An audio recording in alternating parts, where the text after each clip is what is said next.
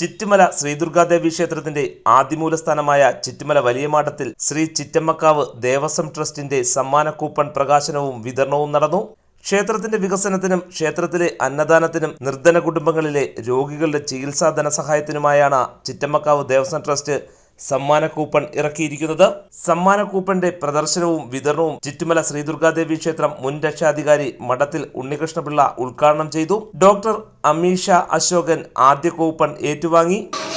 നമ്മുടെ ചിറ്റുമലക്കാവിൻ്റെ പരിപാടികൾ ഇതുവരെ നടന്നിട്ടുള്ളതെല്ലാം വളരെയേറെ ശ്ലാഘനീയമായ പരിപാടികളാണ് അവർ നടത്തപ്പെട്ടിട്ടുള്ളത്.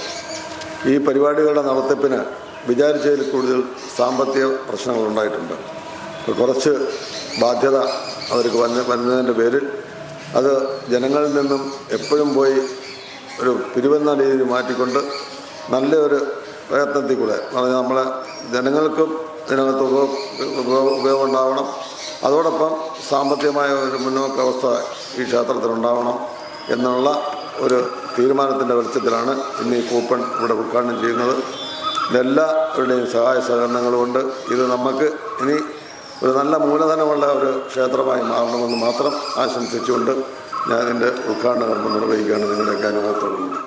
ക്ഷേത്രം പ്രസിഡന്റ് ബാബു കൊതുമ്പിൽ അധ്യക്ഷത വഹിച്ചു. സെക്രട്ടറി കല്ലട പി സോമൻ സ്വാഗതം പറഞ്ഞു. ശ്രീ ചിറ്റമ്മക്കാവ് ഊരാളി നാരായണൻ, സഹ ഊരാളി രഘു, ചിറ്റമ്മക്കാവ് രക്ഷാധികാരി കെ പങ്കജാക്ഷൻ, ട്രഷറർ ഉണ്ണി ചാന്നാത്തുമ്പിൽ തുടങ്ങിയവർ പങ്കെടുത്തു. News desk, Kerala prime today.